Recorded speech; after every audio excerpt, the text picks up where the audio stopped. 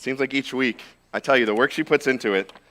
I watch her pray over choosing these songs. I watch her talk about it. It hits. Okay, so I gave 4 Home Depot buckets to 4 different people, so hopefully this works. There's a stone in every bucket, and in just a second, they're going to get up and we're going to pass them out. I made the joke to Hannah this morning. I told Adam about it too. Today's sermon is sponsored by the Home Depot. We're more saving. Get it? Come on, more saving? No? Okay, well, I cackled pretty hard this morning, embarrassingly so when I did that. But we're going to pass out some stones. Go ahead, if you have a bucket. Everybody gets a stone today. Parents, if you don't want your child to have a stone for the entire sermon, that's okay. But I would encourage you to at least grab one for them, and you'll see in a minute why. We're going to talk today about the story of David and Goliath.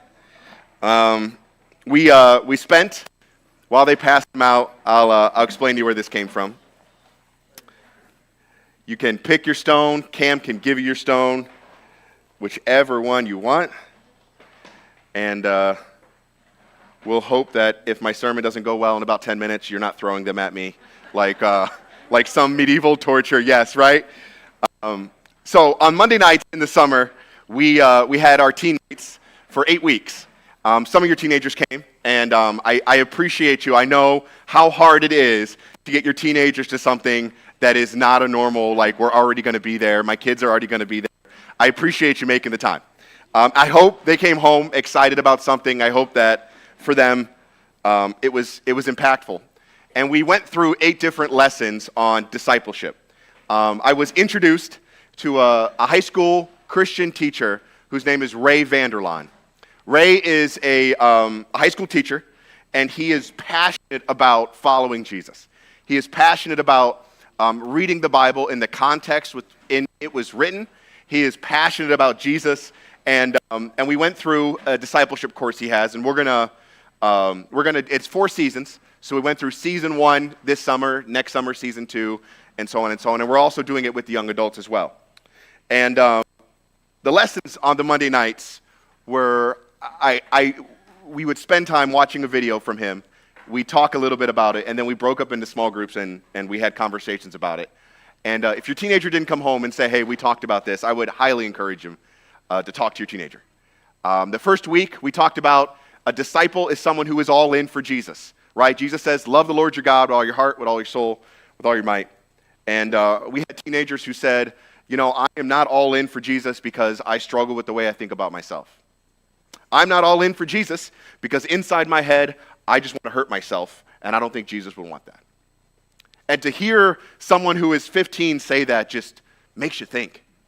We spent a week talking about the tree that Abraham planted and how Abraham was never going to get to enjoy the shade of that tree. Yet he goes, I'm planting this tree for my grandchildren to enjoy one day, and how a disciple follows Jesus in faith.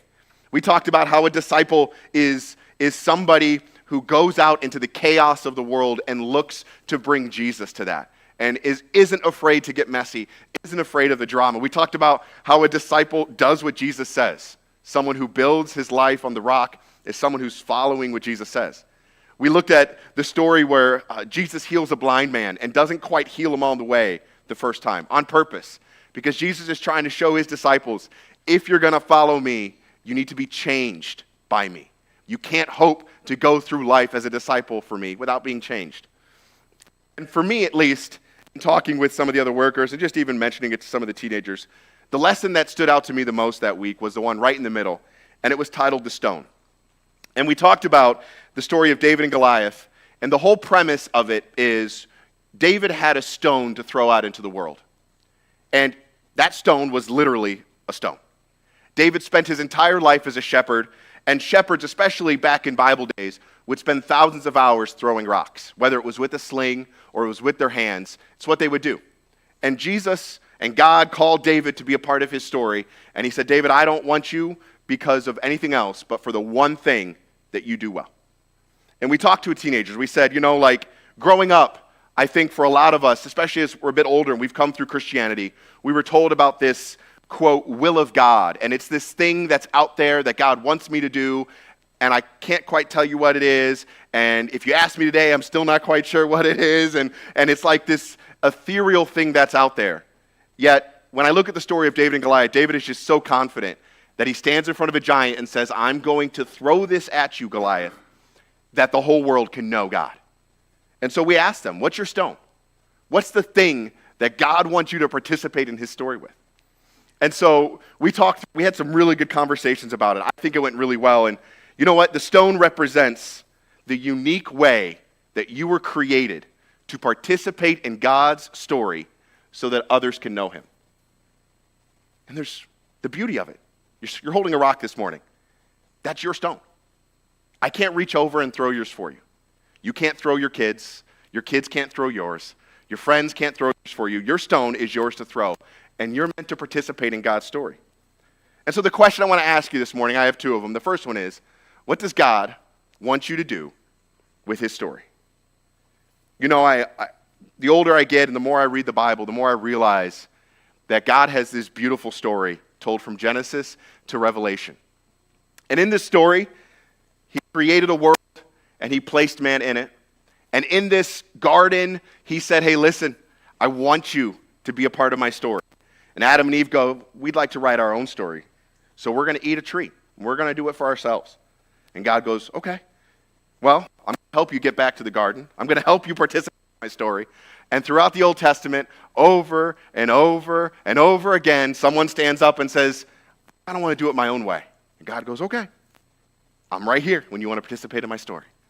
And then he calls somebody, do really well. And Abraham steps out and God goes, I found my guy. I'm gonna write my story with him. And Abraham goes, but I kind of want to do it my way. And God goes, I'm still here. And over and over and over again. And finally we get towards the end of the story and Jesus shows up. And he says, my kingdom is here and I want you to be a part of it. And once again, people go, we kind of like our story better, so we're going to kill you. And God goes, no, that's not how that's going to work. And he raises him from the dead. And Jesus stands here today, and I ask you the question, what does God want you to do with his story? It's simple. He wants you to participate in it. He wants you to join in on it. And that's what throwing your stone looks like. And to be honest, I think we could just be done with the sermon. We can all be at lunch here in about 5 minutes, right? But there's something else there in the story of David. And that's the second question. What do you do when people don't want you to join his story? What's stopping you from joining his story?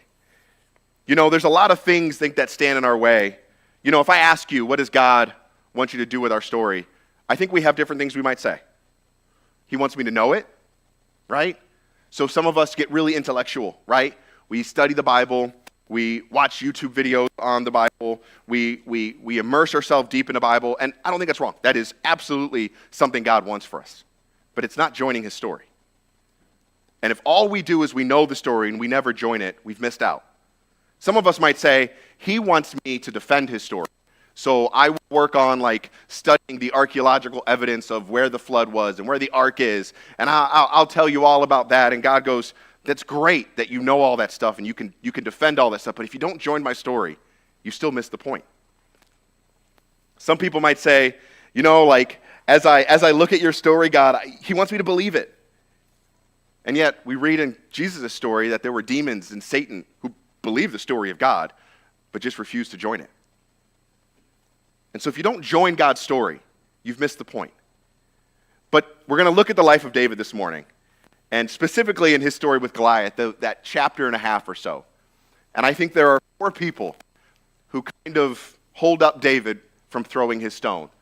And I want us to look at our own lives and say, hey, maybe I have either all 4 of these kind of people. Maybe I have this problem in my life, and that's what's holding me back from joining God's story. All right, so let's look. 1 Samuel 16. 1 Samuel 16. Here we go. Take a drink of water. Oh, verses are up. Look at that. The Lord said to Samuel, how long will you grieve over Saul? He said, I have rejected from being your king over Israel. See, if we're just going to boil everything down real easily, Saul wanted his own story as well. Fill your horn with oil. Go, I will send you to Jesse the Bethlehemite, for I have provided for myself a king among his sons. Samuel said, how can I go? If Saul hears that, he will kill me. The Lord said, take a heifer with you and say, I have come to sacrifice to the Lord. Invite Jesse to the sacrifice, and I will show you what you will do. And you shall declare to you. Samuel did what the Lord commanded, came to Bethlehem. The elders of the city came to meet him trembling and saying, do you come peaceably? said, "Peaceably I have come to sacrifice to the Lord. Consecrate yourselves. Come with me to the sacrifice." And he consecrated Jesse and his sons and invited them to the sacrifice. When they came, he looked on Eliab, the oldest, and thought, "Surely the Lord's anointed is before him." But the Lord said to Samuel, "Do not look on his appearance or the height of his stature, because I have rejected him. For the Lord sees not as man sees. Man looks on the outward appearance, but the Lord looks on the heart." Then Jesse called Abinadab and made him pass before Samuel. And he said, "Neither has the Lord chosen this one." And Jesse called Shammah, and Jesse made Shammah pass by. And he said, "Neither has the Lord chosen this one." And Jesse made 7 of his sons pass before Samuel. And Samuel said to Jesse, "The Lord has not chosen these." Then Samuel said to Jesse, "Are all your sons here?" And he said, "There remains the youngest, but behold, he's keeping sheep." And Samuel said to Jesse, "Send and get him, for we will not sit down till he comes here." And he sent, so Jesse sent and brought him in. Now he was ruddy, and he had beautiful eyes, and was handsome. And the Lord said, "Arise, anoint him, for this is he." Samuel took the horn of oil, anointed him in the midst of his brothers, and the Spirit of the Lord rushed upon David from that day forward, and Samuel rose up and went to Ramah. You know, the first person who stands in front of David and says, "I don't know yet if I want you to join God's story," is Jesse. And it's hard with this particular one because we don't know that Jesse's doing this out of anger or malice. Some people seem to speculate that maybe Jesse was purposely holding back David. We don't know that. We just know that Samuel goes, "Hey, let's go sacrifice at your house," and Jesse leaves out his son. You know, the first thing that holds us back from throwing our stone is simple. It's just absence. Whether that's because somebody else left us out or because we're choosing to leave ourselves out. You cannot, the basic fact is you cannot participate in God's story if you're not even there. You can't hope to throw a stone if you're not even a part of the story. Because absence keeps us away from that, right? You can't join a story you're not in the room for. God can be moving, but if you're checked out, or if someone has left you out, or if you're somewhere else, you'll miss the moment he's called your name. Absence convinces us that God's story doesn't include us. So, the simple question is, you hold a stone this morning, but in your own spiritual life, are you absent? When was the last time you met with God? When was the last time you said, "Hey God, I want to join your story. I'm here. I'm present. Use me. Please, I want to be a part of your story somehow. What do you want me to do?" Maybe someone's leaving you out. Maybe there's someone in your life who is causing you to be absent from God's story. And like David, you just need to be ready to come. Man, that's a hard one. Might be the easiest one, but also sometimes it means we have to show up. It means we have to make it the most important thing. It means that we have to leave whatever we're doing behind. David, as a shepherd, leaves the thing he's in charge of doing to go show up and to join God's story. And that's what we have to do with absence. You can't hope to join God's story if you're not there. You can't hope to be a part of the story of God if you're not even holding a stone and you're not even in the room. Who are the Jessies in your life? Is it you? Is it, well, things are a little bit more important right now. My story is a little bit more important right now. Be very careful. That's what Saul said. Oh, Samuel, we waited so long for you. Oh, Samuel, the people. And God doesn't seem to like what's there. Is somebody else leaving you? Story. The second person, we'll look a little forward here in David's story. Is his brother. Chapter 17. And what is, as I was reading this, I'm an older brother. As I was reading this might be the most familiar text to me, just because I probably talk to my younger brother like this all the time. Us older siblings will get it. Verse 28. So, here, let me explain real quick. Saul goes to battle with the Philistines. The Bible tells us here in the next chapter that he has this nasty spirit that's come upon him. And in just what might be one of the cases of mental illness we see in the Bible. God puts this evil, or takes his spirit from him, this evil spirit's on him, and he's paranoid, and he's just struggling with this. And he goes to battle against the Philistines on 2 mountains. Philistines on one, Israelites on the other. They're going to meet in the middle in this valley. For 40 days, this big dude named Goliath shows up. Goliath is scary. More than likely, 6 fingers, 6 toes. He's kind of like described like this demon-like character. For 40 days and 40 nights, he shows up and he screams across the valley to these people, and Saul doesn't show up. And Jesse sends David to go take care of his brothers. David's brothers are fighting in the army. He says, hey, we're going to bring this cheese, we're going to bring this bread, go and bring this to your brothers. And he shows up and he sees this. And David goes, hold on, I'm not cool with this. Why have you guys been cool with that? And if you think about it, it's like they've heard it for 40 straight days. Like, listen, David, you haven't been here for the 39 other days. This guy just goes on. And David kind of shows up and is like, hold on, why are we letting this happen? Okay? And his brother starts to talk to him here, verse 28. Now Eliab, his eldest brother, heard when he spoke to the men. And Eliab's anger was kindled against David. He said, why have you come down? And with whom have you left those few sheep in the wilderness? Like, if there is not an older brother insult there, like, first of all, this sheep is what's keeping our family alive, but those little piddly sheep you have out there in the wilderness, who'd you leave them with? I know your presumption and the evil of your heart. You came down just to see the battle. And David said, what have I done now? Was it not but a word? And he, David, turned away from toward another and spoke in the same way. And the people answered him as before. You know, the next person that stands in David's way and tries to stop him from joining God's story is his brother Eliab. You know what his brother Eliab uses? Shame. I know your heart.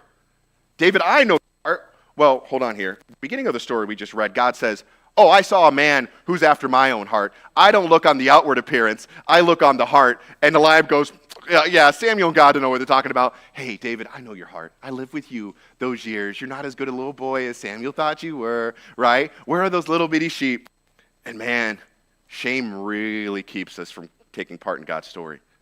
It's that little voice in your head that says, you don't deserve to be here. Man, if God really knew who you were, he never would have given you a stone. God doesn't want you. You're not good enough.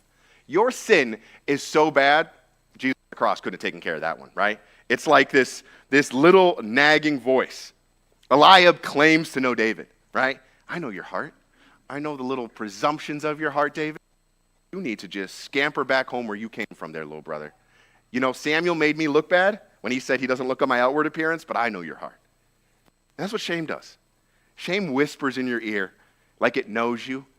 It knows the deepest, darkest parts of you, and it tells you everything you thought was wrong about yourself. And so then what do? Yeah, you're right. I'll wait, right?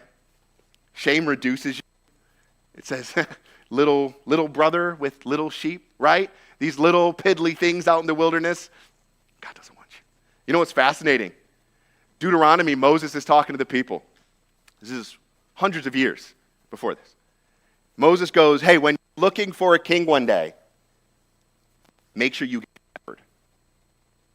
And he goes, where'd you leave those sheep? Like we don't know that Moses told us that one day when we get a king, we want a shepherd. It's like he's almost like throwing it back in his face.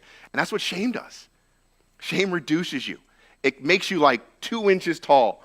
You know, that moment when you're standing there with your stone, I'm going to join God's story, and then that voice starts playing in your ear. Man, we all know Eliabs, don't we? We all know those people. We tell we're going to do something amazing, and they just kind of chirp and chirp and chirp and chirp, and you kind of get smaller and smaller. Or if you're like me, it's the voice in your head.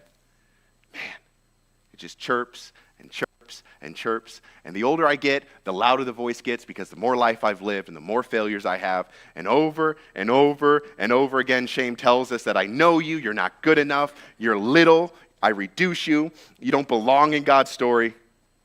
And then what comes? Can you put I think it's verse 30. Yeah.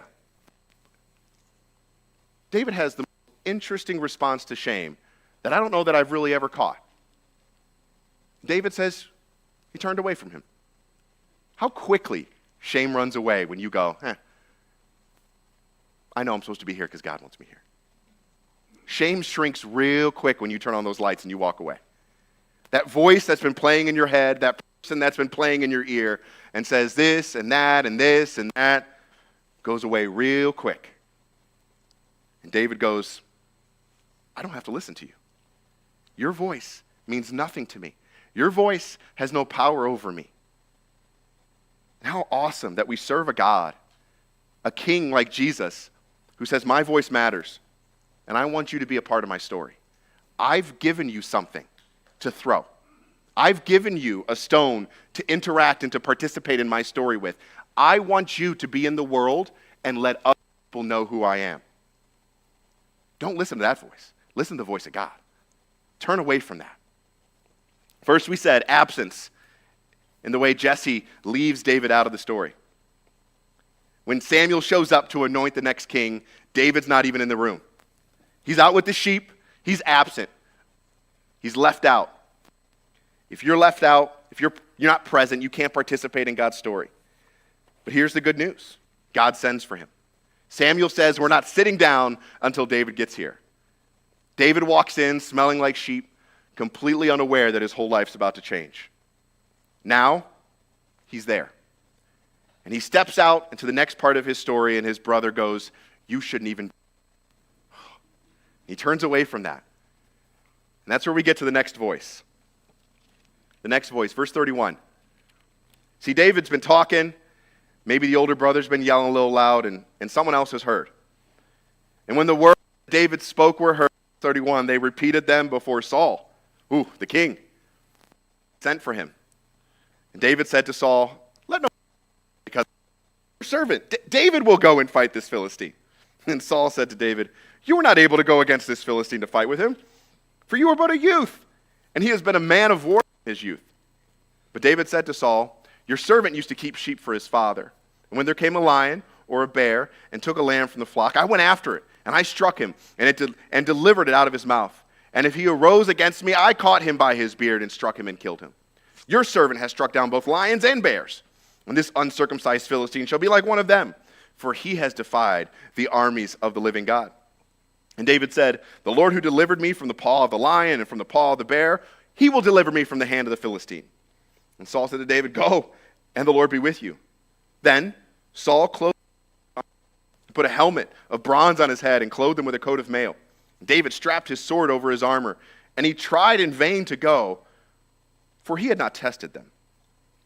Then David said to Saul, I cannot go with these, for I have not tested them.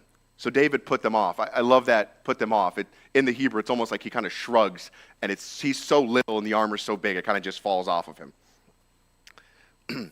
Then he took his staff in his hand and chose 5 smooth stones from the brook, put them in his shepherd's pouch. His sling was in his hand, and he approached the Philistine. The next person who stands in David's way and tries to stop him from joining God's story and throwing his stone was Saul. You know what Saul stands for?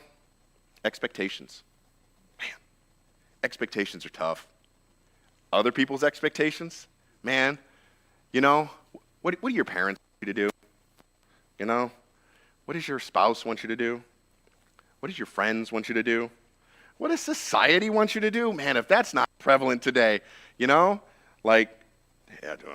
who are in this job field are such and such, and people in this job are so and so, and it's like you get made fun of. Man, your own expectations.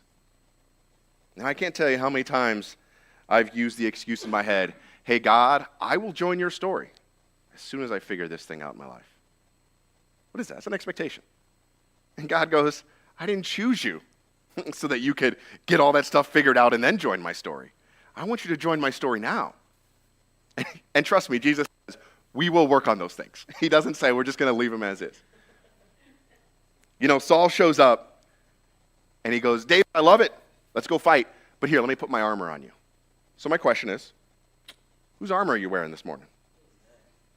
Someone else putting expectations on you of how you need to interact in God's story? You listen to someone's voice who's telling you, hey, you got to this done and this done and this done and this done. The years I wasted doing what someone else told me to do. I remember, I look back and I kind of laugh now, but I think back of my senior year in high school. I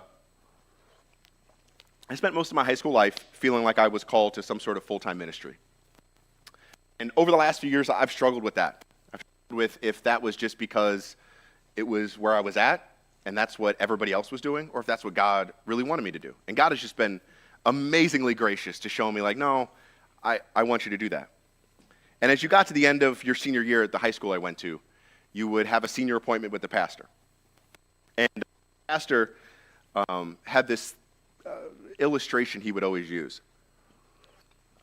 about a person who would go in and show him a blank sheet of paper and essentially say, tell me what to do with my life.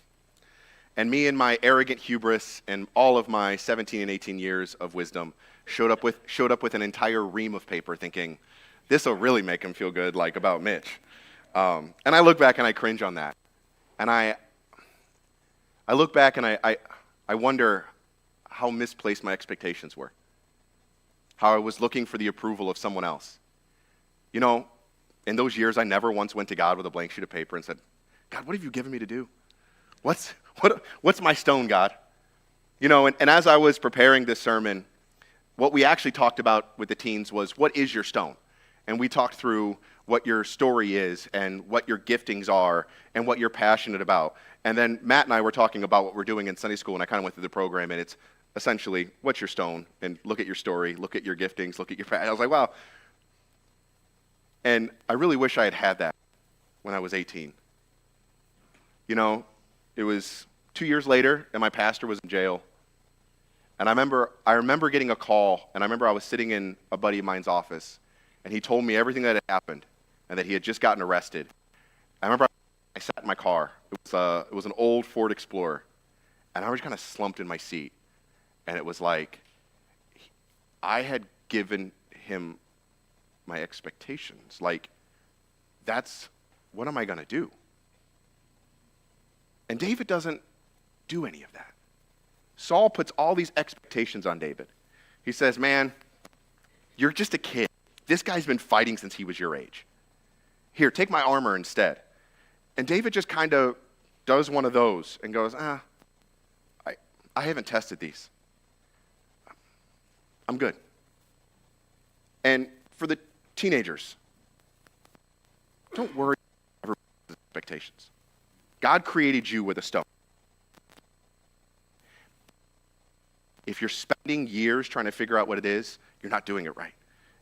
Go to God and say, hey, God, what's my stone? And I guarantee you he will tell you. It is so easy to join his story.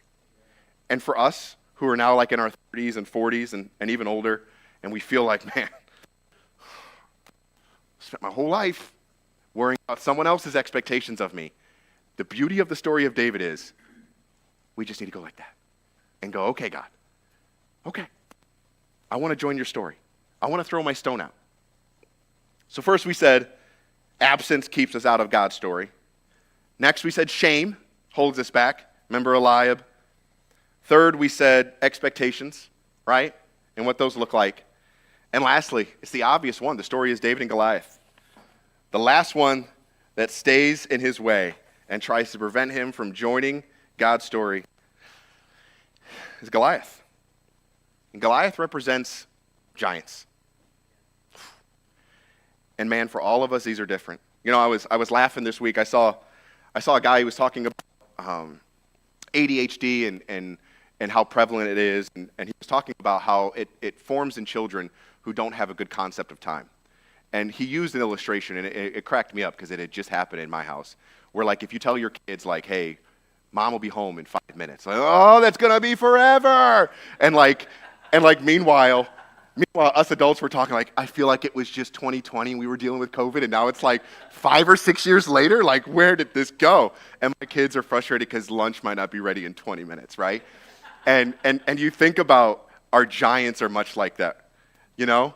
And we often, as we adults, we get older, right? And as I've helped more with the teenagers, I've interacted more with people who like teach teenagers and talk, and they say one of the most hurtful things you can do is, well, when I was your age, because it shrinks down their giants. Remember when we were like 15 and 16 and we were trying to figure out if we were going to go to college, and especially when we were younger, like if you said, I'm not going to go to college, everybody looks at you like, you degenerate, like you need to go to college. You want to take a gap year? No, that's for hippies, right? You don't take gap years. You know, I was working in a factory when I was 12, you know? And now that we're 30, 40, we look at you and we're like, man, always on their phone.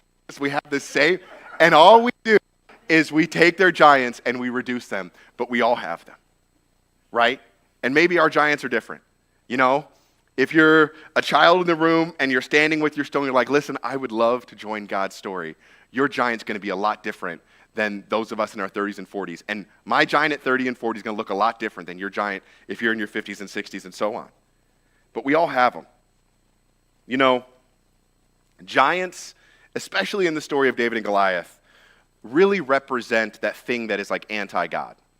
And as someone, I love this stuff. I love the Bible. I love studying the context of the Bible. If you get a chance to reread through the story of Goliath, Goliath is talked about with a whole bunch of sixes, right? 6 fingers. He's 6 cubits tall. His spear is, I think it's 6. Is it 6? Oh, he has 6 pieces of armor. His spear weighs 600 pounds. There's all these 6s in Goliath's story, almost like it was done on purpose, because mind explosion here, it was done on purpose. And the way that the writers of the story of David and Goliath saw it as, they saw Goliath, the other one too, his armor is made of scales. So it's like you have this guy with a whole bunch of 6s who has like scaly, like snake-like armor. And for the person who wrote the story of David and Goliath, they looked at Goliath and they're like, man, this is just another serpent. This is just like the guy in the garden. He's all anti-God. He wants to bring chaos back. He's blaspheming God. And David steps up. And what does David do? He crushes the head of the snake-like guy, right? Kind of reminds you of something in Genesis, right? Almost like it was done on purpose. And giants do that. Giants stand in your way, and they want to break down everything God is doing in your life and God has done. And that can be anything. You know, the big one that a lot of us deal with is just addictions. And they're not always like the big one, like drugs. Sometimes it's, man, how much time are you spending on your phone? You know, our new iPhones and Androids have this cool little feature that tells you how much time you spend on your screen, and it is very sobering every Sunday morning when I get the cable. Whoo, that adds up to a lot of time during the day. And then we justify it, well, my Bible app's on my phone, and then let's not break it down and see how much time we spend on our Bible on our phone, right? Maybe it's not that. Maybe we struggle with debt, a giant that stands right in the way. We can't get out from under it. Maybe because we can't control our spending. Maybe, like in other cases, things have been heaped on us. You know, maybe it's relationships. Maybe it's good relationships, bad relationships, you know. For some of us, family is a giant. It's that thing that stands in the way. And you know what? If I want to join God's story, I have to do something about my family, and I'm not ready to face that one yet. I'm not ready to tell my family, hey, I want to join God's story, so I can't do this with you. Or I'm going to be a little different now because I'm joining God's story. Giants look different to all of us, and they stand in front of us.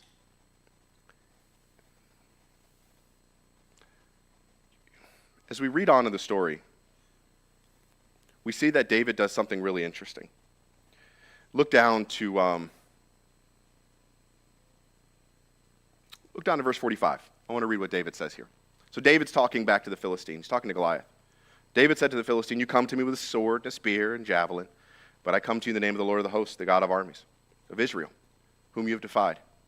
This day the Lord will deliver you into my hand. I will strike you down, I will cut off your head, and I will give the dead bodies of the Philistines, of the host of the Philistines this day to the birds of the air and wild beasts of the earth, that all the earth may know that there is a God in Israel.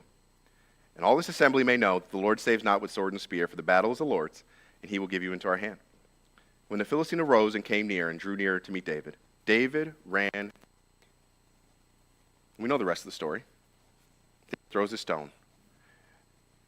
Sometimes all you got to do with a giant is take a step. Sometimes all you got to do is just go, all right, we're going to face this one. You got to face it. You can't avoid it. Can't put your head in the sand any longer.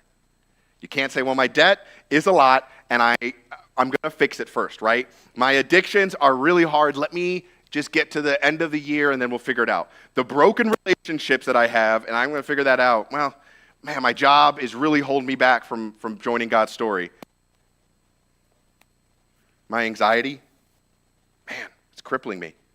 That secret sin that no one else knows about, that I think you know what? I have it managed so well, I can still join God's story.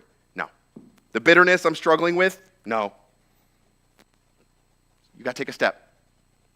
David says something there that has stuck with me since we have done this with the teenagers. He says, I'm throwing this stone at you. Not to fight you, not to kill you, not to do any of that. I am doing this for one reason only. I want the world to know who God is. It's the only reason you throw your stone out into the world. You don't throw it to say, haha, this is what I'm doing because you told me I couldn't. You don't do it in the face of somebody else. You don't do it to make yourself look good. David goes, I'm only doing this so that the entire earth can know who the Lord is. That's why I'm doing this. And so this morning, you hold a stone. It's yours to take home. I'm really, really happy no one threw it today. Kids, I'm so proud of you. I only heard one stone fall. It might have been my own daughter's. I am really, really happy that you hold that stone. And I hope this week, we'll pray in a minute, I hope this week that you hold that stone and you think about how you can join God's story. You know, as I've thought more about it, for me at least, it's really boiled a lot to relationships. God has, I think, created me with a way to help people navigate relationships. And I'm not sure that that's it, but I look at my life and I see just the way he's brought me through and things he has done. That might be my stone. What's yours? If you don't know, shameless plug, show up to Sunday school next week and you can start learning about what your stone is. Would you think about this week what's holding you back from throwing it?